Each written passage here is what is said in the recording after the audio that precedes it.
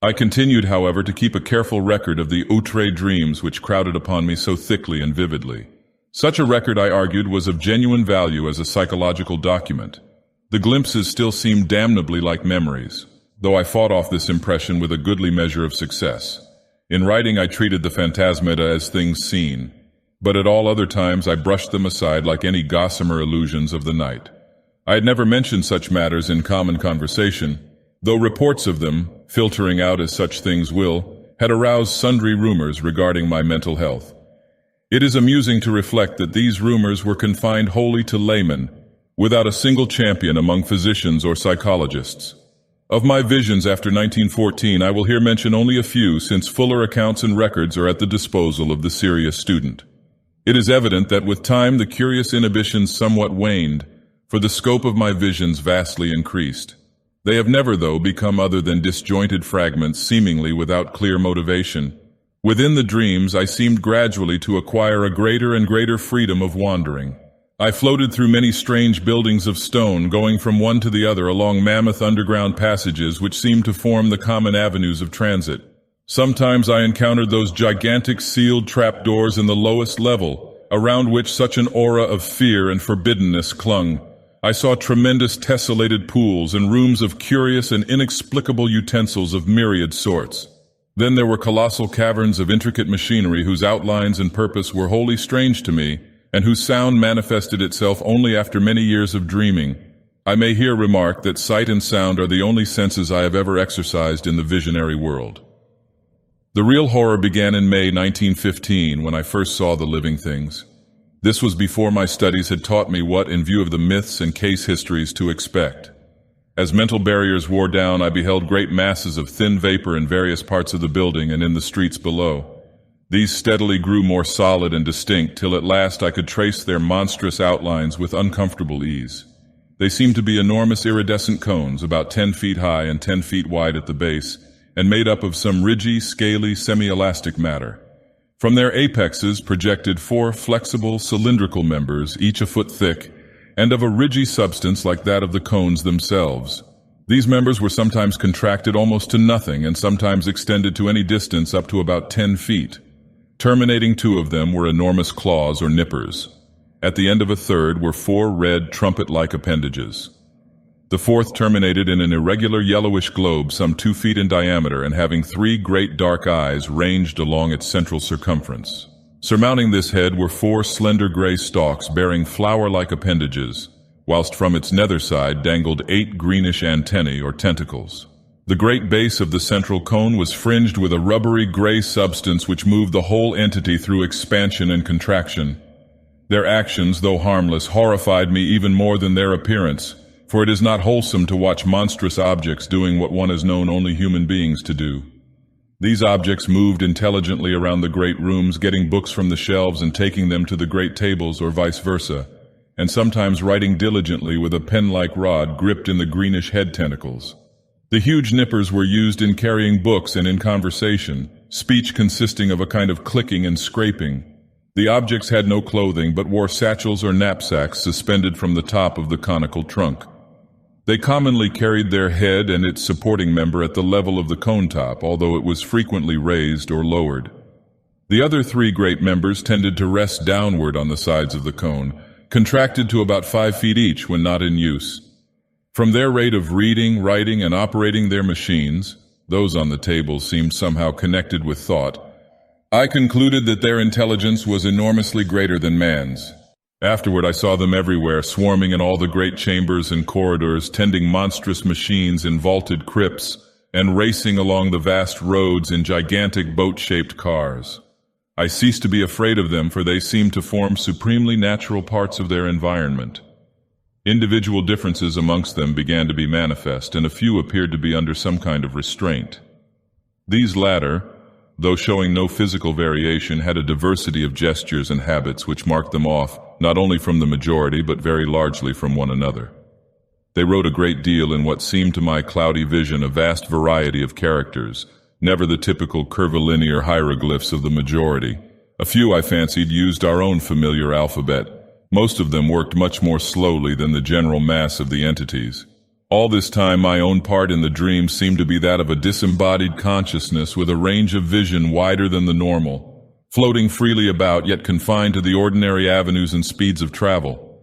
Not until August 1915 did any suggestions of bodily existence begin to harass me. I say harass because the first phase was a purely abstract though infinitely terrible association of my previously noted body loathing with the scenes of my visions. For a while, my chief concern during dreams was to avoid looking down at myself, and I recall how grateful I was for the total absence of large mirrors in the strange rooms. I was mightily troubled by the fact that I always saw the great tables whose height could not be under 10 feet, from a level not below that of their surfaces.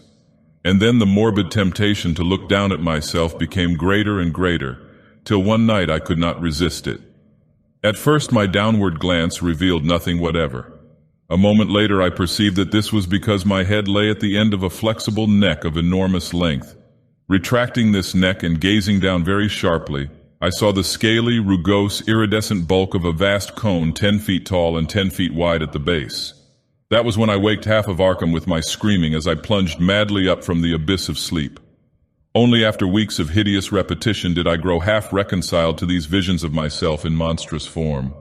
In the dreams, I now moved bodily among the other unknown entities, reading terrible books from the endless shelves and writing for hours at the great tables with a stylus managed by the green tentacles that hung down from my head. Snatches of what I read and wrote would linger in my memory. There were horrible annals of other worlds and other universes and of stirrings of formless life outside of all universes.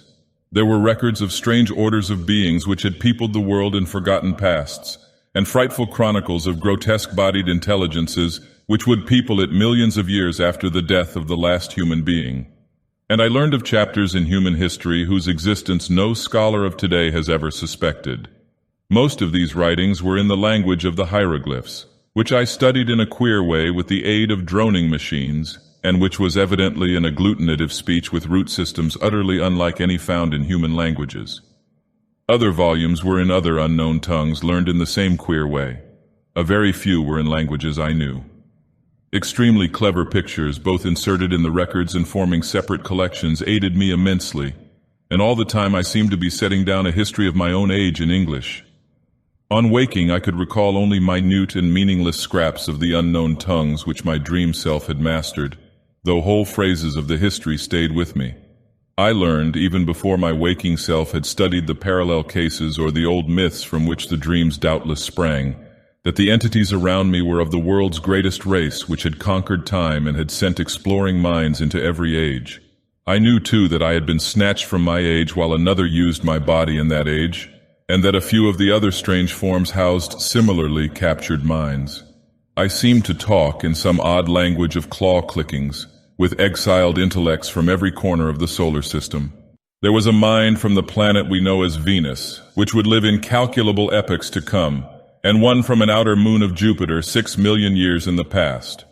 Of earthly minds, there were some from the winged, star-headed, half-vegetable race of Paleogean Antarctica, one from the reptile people of fabled Volusia, 3 from the furry pre-human Hyperborean worshippers of Sathogwa, 1 from the wholly abominable Chochos, 2 from the arachnid denizens of Earth's last age, 5 from the hardy coleopterous species immediately following mankind, to which the great race was someday to transfer its keenest minds en masse in the face of horrible peril, and several from different branches of humanity. I talked with the mind of Yang Li, a philosopher from the cruel empire of Tsan Chan, which is to come in AD 5000, with that of a general of the great-headed brown people who held South Africa in BC 50,000, with that of a 12th century Florentine monk named Bartolomeo Corsi, with that of a king of Lomar who had ruled that terrible polar land 100,000 years before the squat yellow Inutos came from the west to engulf it, with that of Nugsoth, a magician of the dark conquerors of AD 16,000, with that of a Roman named Titus Sempronius Blesus, who had been a quaestor in Sulla's time, with that of Kephanes, an Egyptian of the 14th dynasty who told me the hideous secret of Nyarlathotep, with that of a priest of Atlantis's Middle Kingdom, with that of a Suffolk gentleman of Cromwell's day, James Woodville, with that of a court astronomer of pre-Inca Peru, with that of the Australian physicist Neville Kingston Brown, who will die in AD 2518, with that of an archimage of vanished Yi in the Pacific,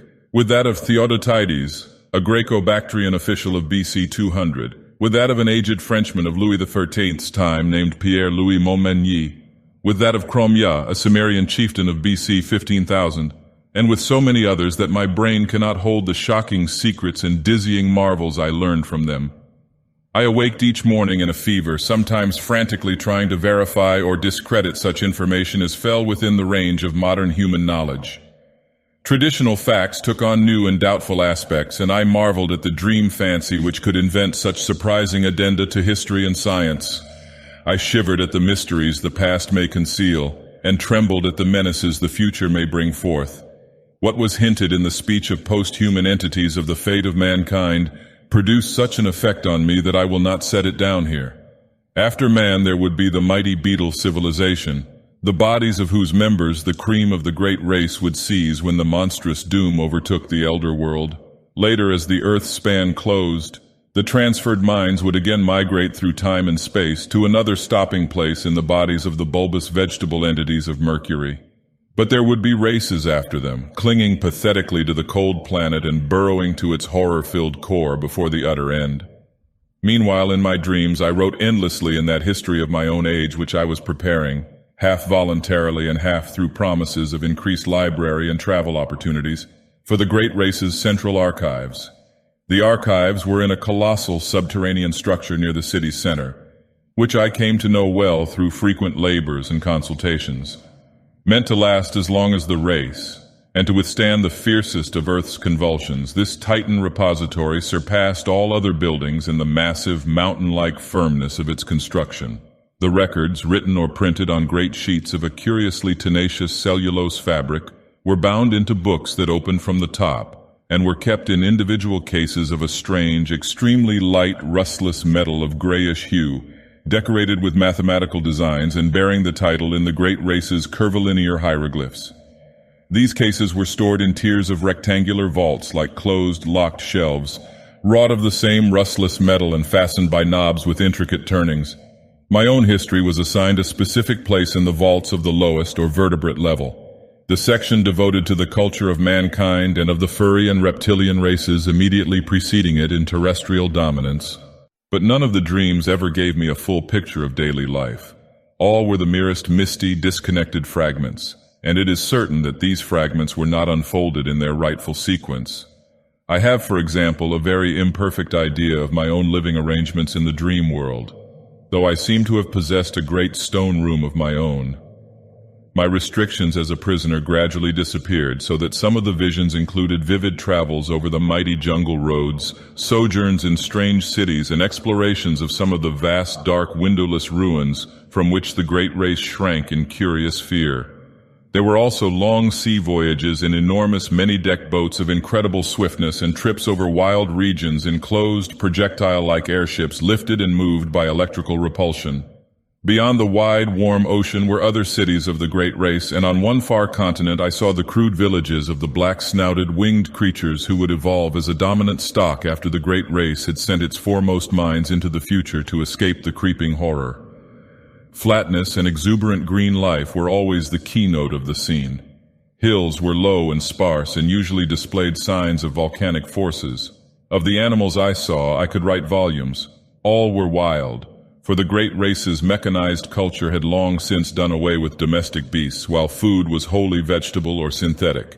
Clumsy reptiles of great bulk floundered in steaming morasses, fluttered in the heavy air, or spouted in the seas and lakes, and among these I fancied I could vaguely recognize lesser, archaic prototypes of many forms. Dinosaurs, pterodactyls, ichthyosaurs, labyrinthodonts, rhamphorhynci, plesiosaurs, and the like, made familiar through paleontology. Of birds or mammals, there were none that I could discern. The ground and swamps were constantly alive with snakes, lizards, and crocodiles, while insects buzzed incessantly amidst the lush vegetation. And far out at sea, unspied and unknown monsters spouted mountainous columns of foam into the vaporous sky. Once I was taken under the ocean in a gigantic submarine vessel with searchlights and glimpsed some living horrors of awesome magnitude. I saw also the ruins of incredible sunken cities and the wealth of crinoid, brachiopod, coral, and ichthyok life which everywhere abounded. Of the physiology, psychology, folkways, and detailed history of the great race, my visions preserved but little information, and many of the scattered points I here set down were gleaned from my study of old legends and other cases rather than from my own dreaming. For in time, of course, my reading and research caught up with and passed the dreams in many phases, so that certain dream fragments were explained in advance and formed verifications of what I had learned. This consolingly established my belief that similar reading and research accomplished by my secondary self had formed the source of the whole terrible fabric of pseudo-memories.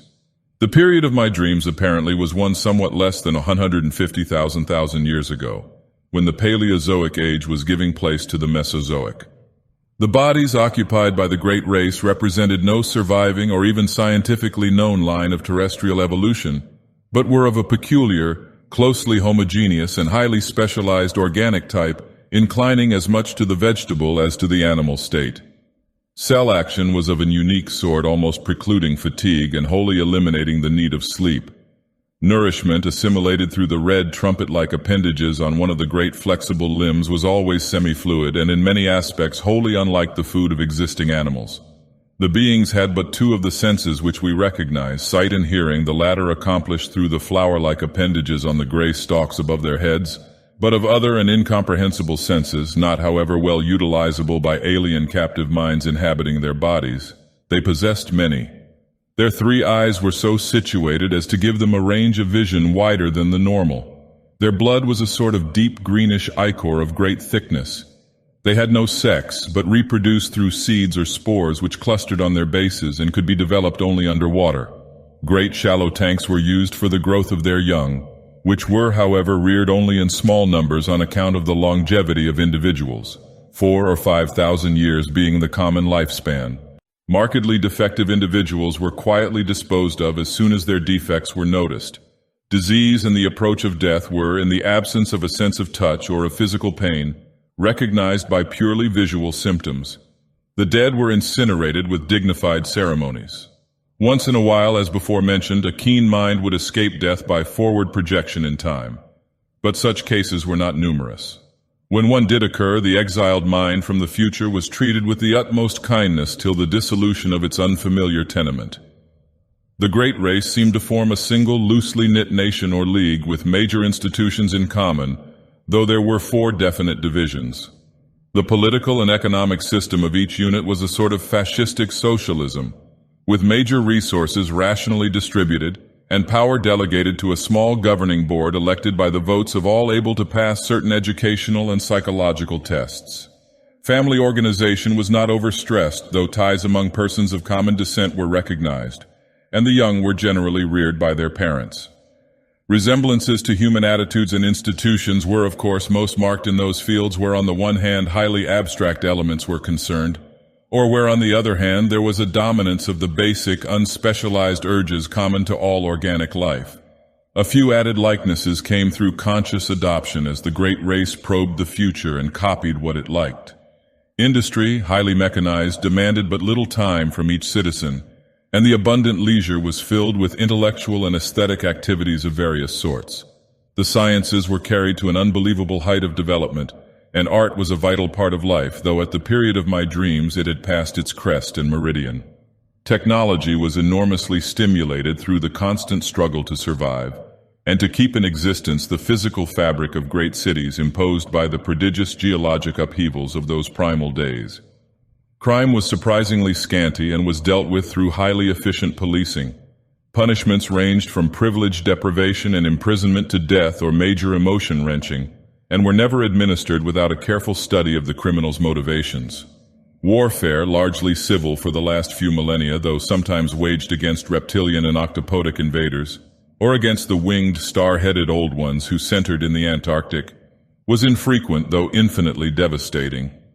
An enormous army using camera-like weapons which produced tremendous electrical effects was kept on hand for purposes seldom mentioned, but obviously connected with the ceaseless fear of the dark, windowless elder ruins and of the great sealed trapdoors in the lowest subterrane levels. This fear of the basalt ruins and trapdoors was largely a matter of unspoken suggestion, or at most of furtive quasi-whispers.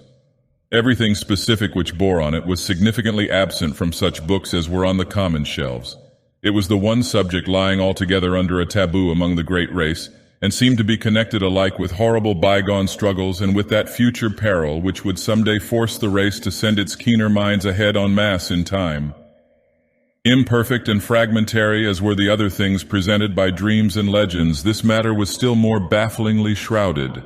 The vague old myths avoided it, or perhaps all allusions had for some reason been excised, and in the dreams of myself and others the hints were peculiarly few.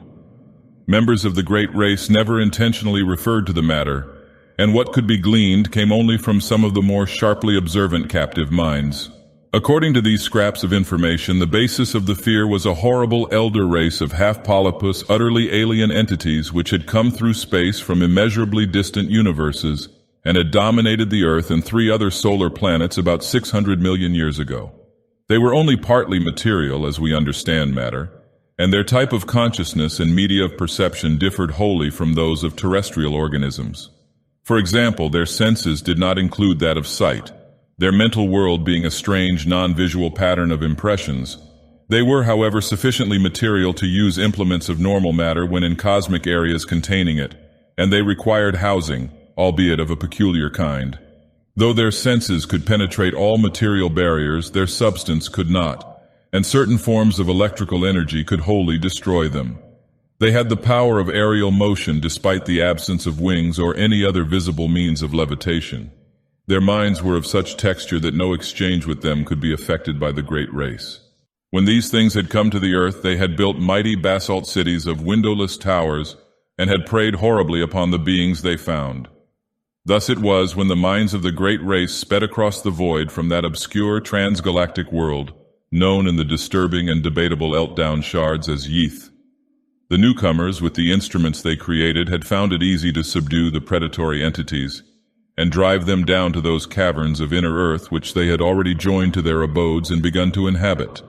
Then they had sealed the entrances and left them to their fate, afterward occupying most of their great cities and preserving certain important buildings for reasons connected more with superstition than with indifference, boldness, or scientific and historical zeal. But as the eons passed, there came vague evil signs that the elder things were growing strong and numerous in the inner world. There were sporadic eruptions of a particularly hideous character in certain small and remote cities of the great race, and in some of the deserted elder cities which the great race had not peopled, places where the paths to the gulfs below had not been properly sealed or guarded. After that, greater precautions were taken, and many of the paths were closed forever, though a few were left with sealed trapdoors for strategic use in fighting the elder things if ever they broke forth in unexpected places. Fresh rifts caused by that selfsame geologic change which had choked some of the paths and had slowly lessened the number of outer world structures and ruins surviving from the conquered entities. The eruptions of the elder things must have been shocking beyond all description, since they had permanently colored the psychology of the great race. Such was the fixed mood of horror that the very aspect of the creatures was left unmentioned. At no time was I able to gain a clear hint of what they looked like. There were veiled suggestions of a monstrous plasticity and of temporary lapses of visibility, while other fragmentary whispers referred to their control and military use of great winds. Singular whistling noises and colossal footprints made up of 5 circular toe marks seemed also to be associated with them. It was evident that the coming doom, so desperately feared by the great race, the doom that was one day to send millions of keen minds across the chasm of time to strange bodies in the safer future, had to do with a final successful eruption of the elder beings. Mental projections down the ages had clearly foretold such a horror, and the great race had resolved that none who could escape should face it, that the foray would be a matter of vengeance rather than an attempt to reoccupy the outer world they knew from the planet's later history, for their projections showed the coming and going of subsequent races untroubled by the monstrous entities. Perhaps these entities had come to prefer Earth's inner abysses to the variable, storm-ravaged surface, since light meant nothing to them. Perhaps, too, they were slowly weakening with the eons. Indeed, it was known that they would be quite dead in the time of the post-human beetle race which the fleeing minds would tenant. Meanwhile, the great race maintained its cautious vigilance, with potent weapons ceaselessly ready despite the horrified banishing of the subject from common speech and visible records. And always the shadow of nameless fear hung about the sealed trapdoors and the dark windowless elder towers.